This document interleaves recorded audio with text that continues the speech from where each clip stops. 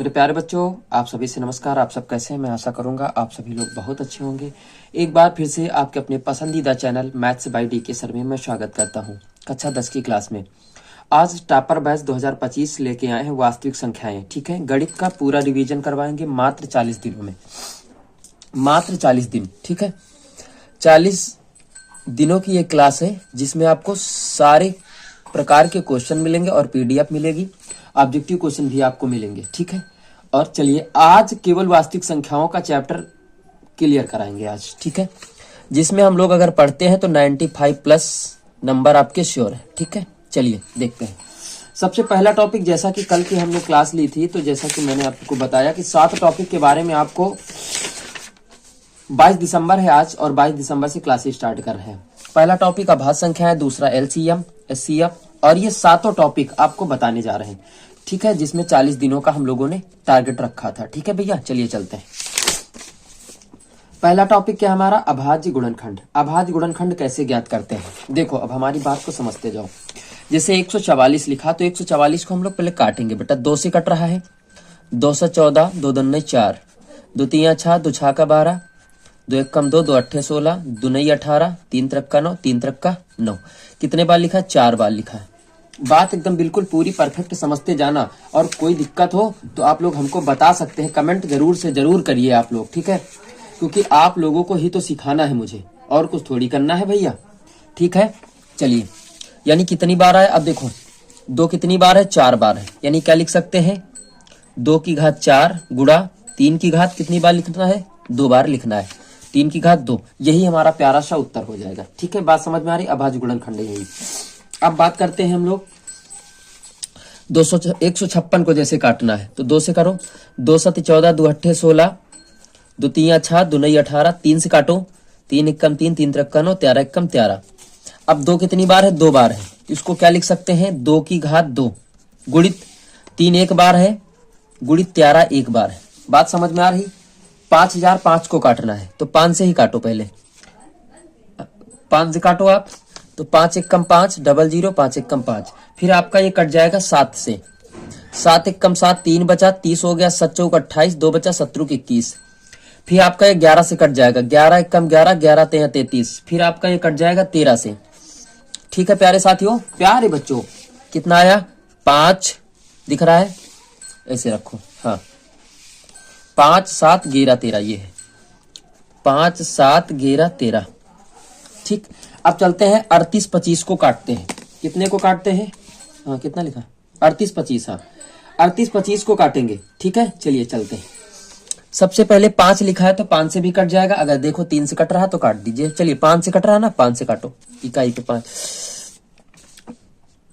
5 सत्ते 35, 3 बचा, 32 हो गया, 5 छक्का 30, 55 25। फिर से 5 से काट लो भैया। 5 एकम 5, 5 एकम 5, 2 बचा, 26 हो गया, 55 25 हो गया, और 5 ते 15 होता, 3 से कट जाएगा। 3 25 15, 3 एकम 3, 17 ते 51, यानी 3 से कटेगा 17 बच जाएंगे, 17 एकम 17। बात क्लियर हो गई? ठीक, यानी 5 2 बार है, 3 2 बार है, 17 एक बार है। तो 5 की घात 2 लिख सकते हैं, गुणा 3 की घात 2 लिख सकते हैं, 17 लिख सकते हैं। लेकिन इसको पहले लिखना है, छोटे को पहले लिखना है। ठीक है, गुणा 17। अब ये वाला हम बॉक्स बना रहे हैं, इस पे आप लोगों को भरना है। इसको हल करके कमेंट करिएगा आप लोग। ठीक है, चलिए आगे चलते हैं। लासा और मासा कैसे निकाला जाता है? देखो, बात को हमारी समझो। अगर आपसे कोई कह दे कि 8 और 12 के बीच का लासा और मासा बताओ। ठीक है, सबसे पहले 8 के गुणनखंड करो तो 2 गुणित 2 गुणित 2 होता है। आप सभी को पता है, 2 से काटोगे ऐसे। 2 चौको 8, 2 दूनी 4, 2 एकम 2। ठीक, 12 को अगर आप काटते हो तो 12 बराबर 2 दूनी 4 ते 12। अगर आप लासा निकालते हैं, क्या निकालते हैं? लासा। तो लासा में सबसे पहले जो कामन हो जो रखो, जो कामन हो, और जो ना कामन हो उनको भी रखो, जो ना कामन हो उनको भी रखो। 2 दूनी 4, 4 दूनी 8, 8 त्रिक 24। हमारा लासा कितना आ गया? 24 आ गया भैया। बात करते हैं इसी जगह मासा की। काहे की? मासा की। तो जो कामन है 2, फिर कामन है 2, तो मासा हमारा कितना हो जाएगा? 4 हो जाएगा। बात बोलो, क्लियर है? कोई दिक्कत? चलिए आगे चलते हैं। अब जैसे सवाल की ओर बढ़ते हैं। 12 का एलसीएम कितना हो जाएगा? 12 का अगर हम काटेंगे तो होता है 2 गुणित 2 गुणित 3। ठीक, 15 का 3 5 15 होता है, तो हो जाएगा 3 गुणित 5, ऐसे लिख लेते हैं, अभी समझ में आ जाएगा। 21 को क्या लिखेंगे, शत्रु 21 होता है, 3 गुणित 7 लिख लेते हैं।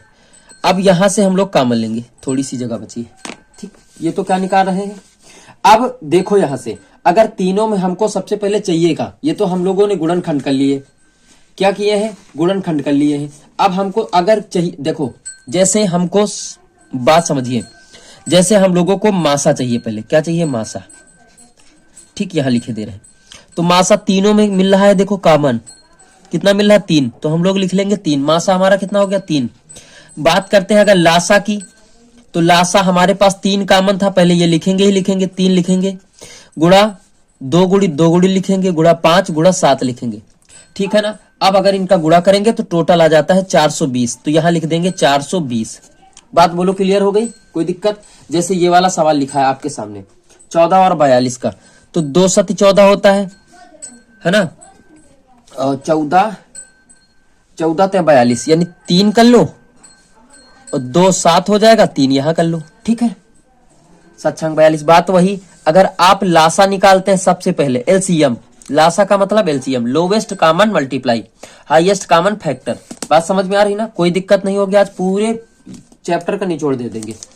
2 कॉमन मिल रहा है आपका, सबसे पहले 2 लिखो, 7 मिल रहा है 7 लिखो, 3 लिखो, ठीक, कितना हो गया, 14 ते 42 हो गया।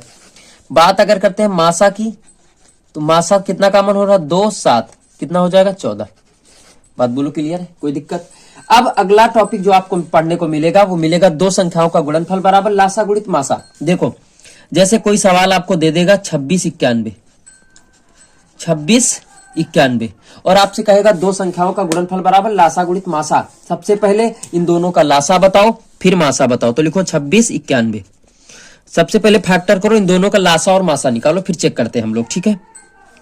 तो 26 का होता है 13 दूना 26, 2 गुणित 13, 13 सती 91, 7 यहां लिख लो, ठीक।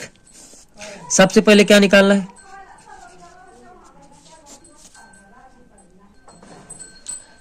लासा का मतलब होता है कॉमन, कॉमन दोनों में कितना मिल रहा भैया, 13, कितना मिल रहा, 13, बात को समझिएगा, 13 मिल रहा है, ठीक है। अब बात करते हैं मासा की, अगर सॉरी मासा यार तुम्हारा 13 मिल रहा था, मासा कितना मिल गया, 13।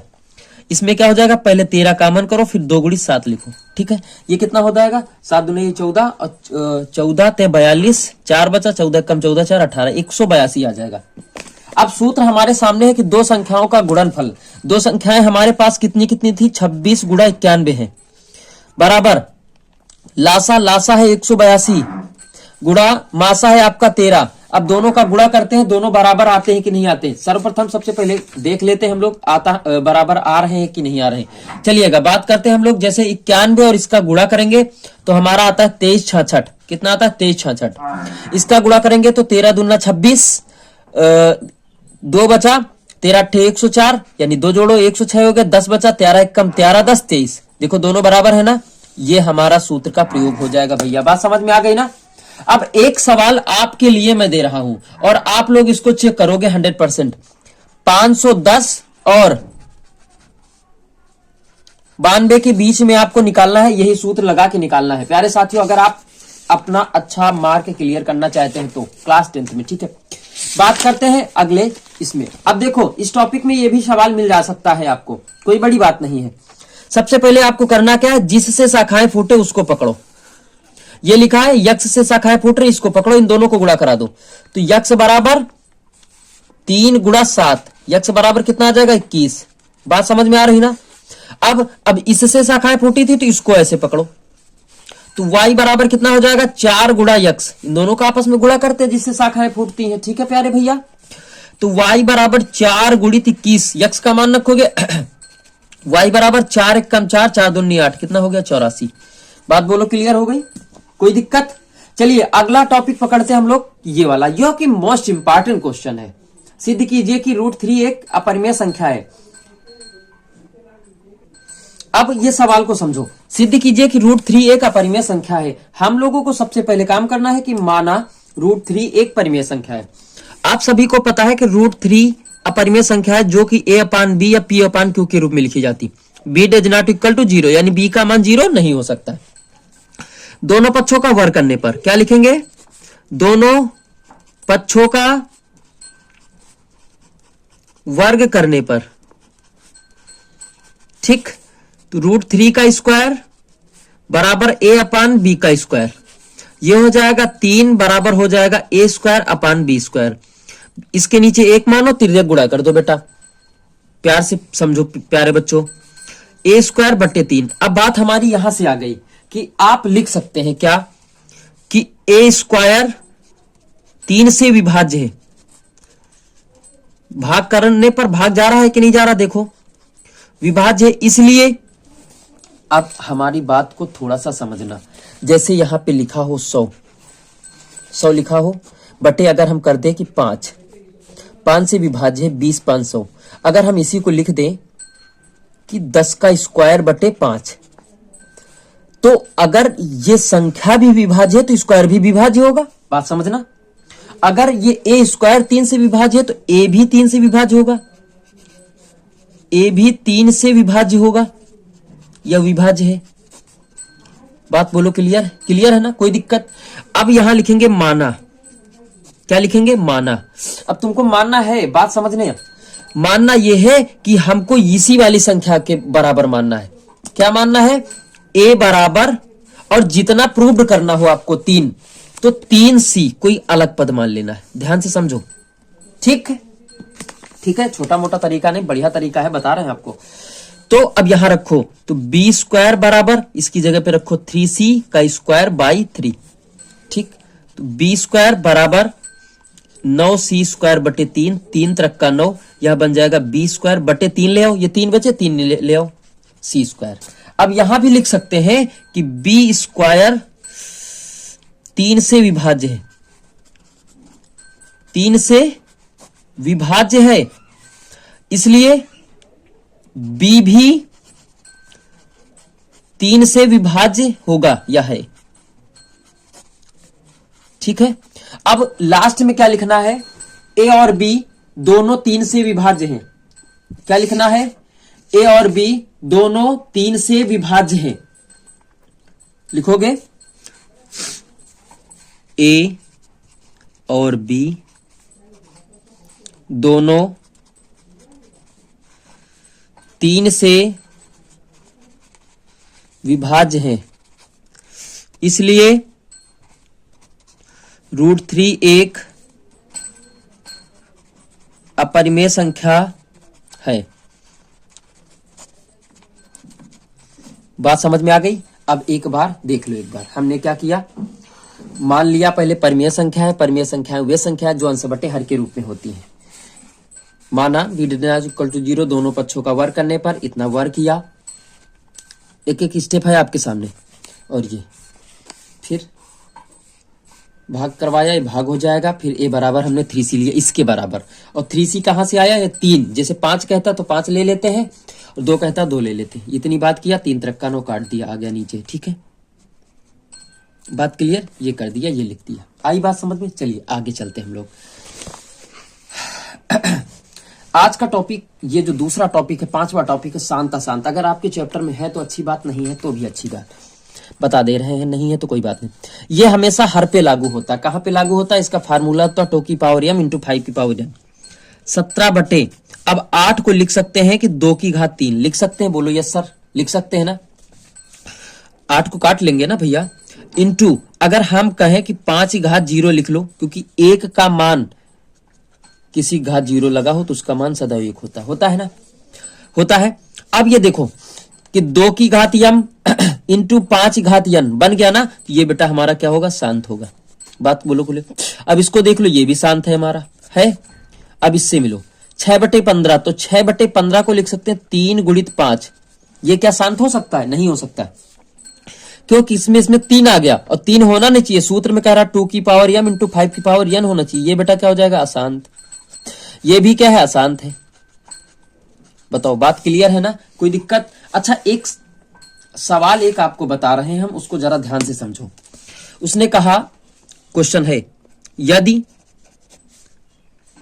HCF 225, 60 बराबर 225 इंटू 5 माइनस 10 यक्स है तो यक्स का मान बताओ। ऐसे क्वेश्चन पूछे जाते हैं भैया, समझो दोनों का कि कह रहा इनका HCF इनके बराबर है। सबसे पहली बात 5 से गुणा कराओ, 5 25, 2 बचा 5 दूनी 10, 2 12, हसीला 1, 5 1 कम 5 दूनी 10, 1 11, 11 25 आ जाएगा। माइनस का 10 यक्स है। अब देखो दोनों का बीच का LCM HCF अगर निकालेंगे तो 15 आता है, लेकिन निकाल के देखेंगे पहले। 225 बराबर अगर इसके हम फैक्टर करेंगे तो आता है 3 गुणा 3 गुणा 5 गुणा 5। 60 को अगर निकालेंगे तो 12 पंचे 60 होता है, तो 2 गुणी 2 गुणी 3 गुणा 5। हमको निकालना क्या है मासा HCF निकालना है। तो सबसे पहली बात कॉमन चाहिए हमको, पहले 5 मिल रहा, सॉरी पहले छोटा लेना चाहिए, वैसे तो 3 मिल रहा है, 3 गुणा 5 मिल रहा है, तो 5 ते 15, बस और कुछ नहीं मिल रहा। अब ये माइनस के इधर लेके आओ तो 10 यक्स हो गया, 11 25 माइनस के 15 इधर आ गए, ठीक। तो 10 यक्स बराबर कितना बचा, 1 1 और 1 0, ठीक। 10 गुणा में भाग में ले जाओ, 1110 बटे 10, ये कट जाएगा 0। x बराबर 1 1 1 111, ये आ जाएगा वैल्यू। बात समझ में आ गई। अब यहां आते परिमेय संख्या और अपरिमेय संख्या, एक बार देख लीजिएगा पूरा क्वेश्चन।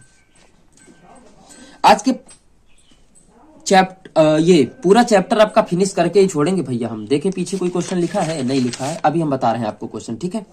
चलिए आज ये टॉपिक क्लियर करते हैं, परिमेय और अपरिमेय का। देखो पहले बात हमारी समझो।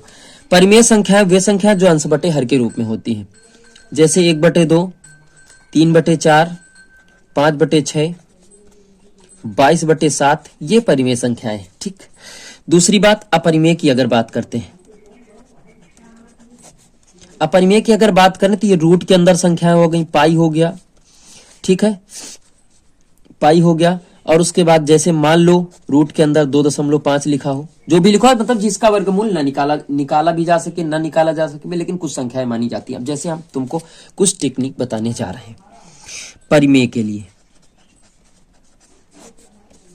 और फिर अपरिमेय के लिए, दोनों बताएंगे हम आपको। आज छांटना सिखाएंगे, अभी PDF आपको बाद वाली क्लास में हल करवाएंगे भैया। परिमेय संख्या अगर मान लो जैसे 2.5 लिखा है, इसको हटाओ 10 लगा लो तो अंश बटे हर बन गया ना, काटने की कोई आवश्यकता नहीं, ठीक, कोई भी बन जाएगा ना, कोई दिक्कत। अगर इसी जगह लिखा होता है कि 2 के ऊपर 12 ऐसे लगा लो, ठीक है, तो ये परिमेय है क्या परिमेय, तो ये परिमेय है। एक हटाओगे 1 9 लगाओगे, यही तो सीखे हो आप, है ना, यही सीखे हो ना, बात समझ में आ रही।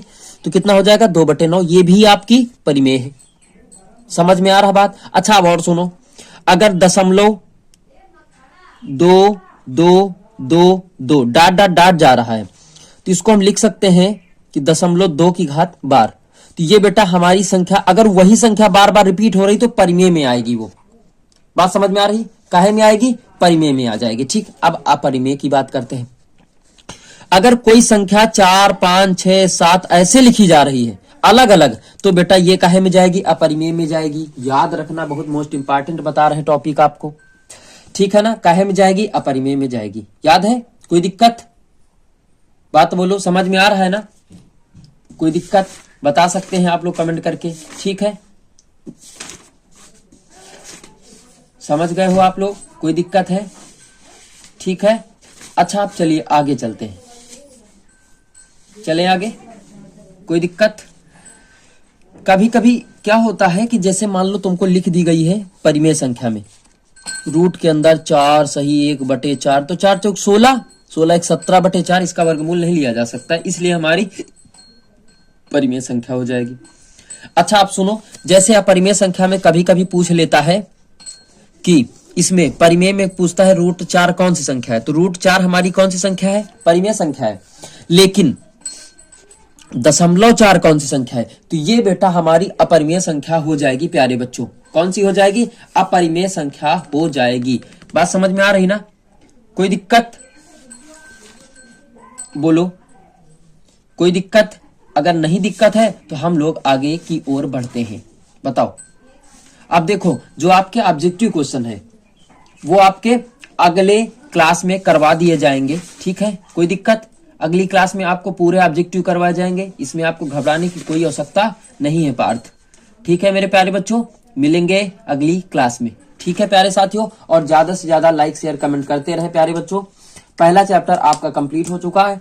कल की क्लास में आपका दूसरा चैप्टर यानी बहुपद होगा। मिलते हैं अगली क्लास में। जय हिंद, जय भारत मेरे प्यारे साथियों, और ज्यादा से ज्यादा लाइक शेयर कमेंट सब्सक्राइब करते रहे प्यारे बच्चों। ठीक है, थैंक यू, दैट्स ऑल।